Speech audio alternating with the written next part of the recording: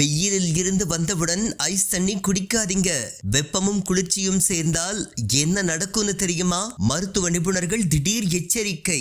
இந்த கோடை வெப்பத்திலிருந்து தப்பிக்க பலர் ஃப்ரிட்ஜில் வைத்த ஐஸ் வாட்டரை குடிப்பது வழக்கம். கடுமையான வெப்பத்திலிருந்து சற்று நிவாரணம் பெறுவதற்காக வெளியிலிருந்து வீட்டிற்கு திரும்பியவுடன் குளிர்சாதன பெட்டியில் இருந்து ஐஸ் வாட்டரை குடிக்கும் போது கிடைக்கக்கூடிய சுகம் என்பது அலாதியான ஒன்று. ஆனால் இந்த பழக்கம் உடல் நலத்திற்கு தீங்கு விளைவிப்பதாக நிரூபிக்கப்பட்டுள்ளது. ஆம், நிபுணர்களின் கூற்றுப்படி இது உடல் வெப்பநிலையில் திடீர் மாற்றத்தை ஏற்படுத்துகின்றது, செரிமான அமைப்பை பாதிக்கும் என்றும் கூறப்படுகின்றது. திடீரென்று மிகவும் குளிர்ந்த நீரை குடிப்பதால் உடல் வெப்பநிலையில் சமநிலையின்மை ஏற்பட்டு அது பல்வேறு உடல்நல பிரச்சனைகளுக்கு வழிவகுக்கும் என்று மருத்துவர்கள் கூறுகின்றனர். ஒருவர் கடுமையான சூரிய ஒளியில் இருந்தோ அல்லது வெப்பமான காலநிலையில் இருந்தோ உள்ளே வரும்போது அவர்கள் உடல் ஏற்கனவே அதிக வெப்பநிலையில் இருக்கும். எனவே குளிர்ந்த நீரை குடிப்பது ஒரு உடனடி அதிர்ச்சியை ஏற்படுத்துகின்றது. இது உடலின் இயற்கையான செயல்முறைகளை சீர்குலைப்பதோடு செரிமான அமைப்பிலும் எதிர்மறையான தாக்கத்தை ஏற்படுத்துகின்றது. குளிர்ச்சியான